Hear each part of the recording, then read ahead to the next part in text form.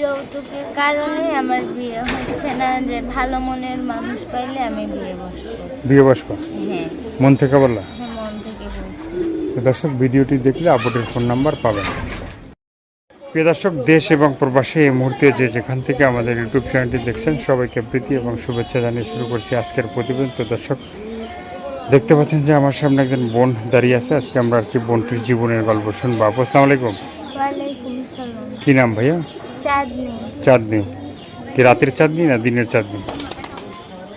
চাঁদনি, রাতের চাঁদনি। নাম কি চাঁদনি? চাঁদনি আপু কি ভালো? হ্যাঁ, ভালো।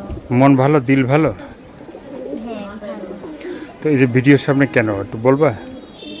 ভিডিওর সামনে অনেক কষ্ট করে আসি, কারণ দাদির কাছে থাকি আর কি, মানুষের বাড়ি বাড়ি কাজ করি। দাদিটা বুড়ো মানুষ, এই কারণে আসতে কাজ করি মানুষের বাড়ি বাড়ি। দাদি একটু অনেক অসুস্থ, তো কাজ করতে পারে না।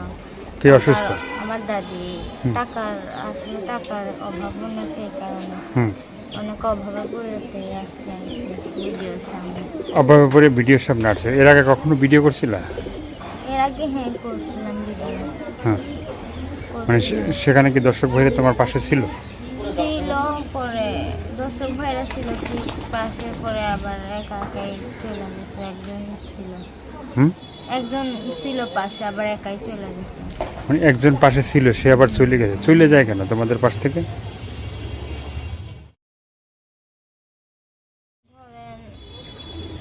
আর কি, একাই একাই চলে যায়, কারণ সাহায্য করতে পারবে না দেখে চলে যায়। মানে তাদের সাথে কি তোমরা ভালো ব্যবহার করো না নাকি? হ্যাঁ, ভালো ব্যবহার করি।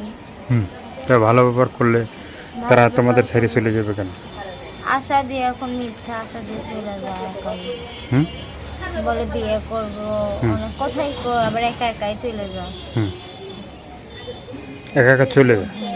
এখন যদি কেউ তোমার মানে একা জীবনে যদি কেউ মানে ধোঁকা হয়ে আসে, হ্যাঁ, তো তুমি কি তাকে রাখবা?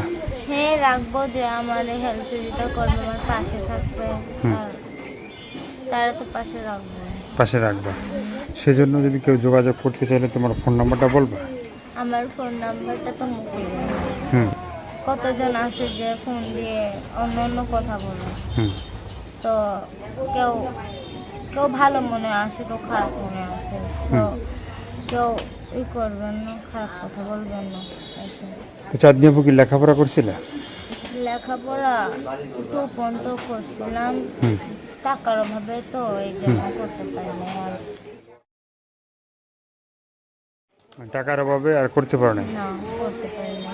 এখন কি মানে কেউ যদি তোমাকে লেখাপড়া করাইতে চায় তাহলে তার পড়তে পারবো, যেহেতু টু পরে আর পড়ো নাই, ঠিক আছে? তুমি তো অনেক বড় হয়ে গেছে, মানে ফ্রিতে ভর্তি হতে পারবো না।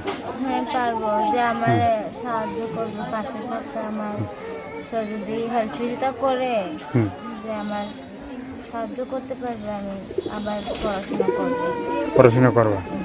আর কি বলার আছে তোমার? আর কিছু বলার নেই। তোমার বাড়িতে সম্বন্ধ আসে? আমার বাড়িতে অনেকই সম্বন্ধ আছে, তো সেজন্য আসলে দেয় না, যৌতুকের জন্য দেয় না। যৌতুকের জন্য বিয়ে হয় না।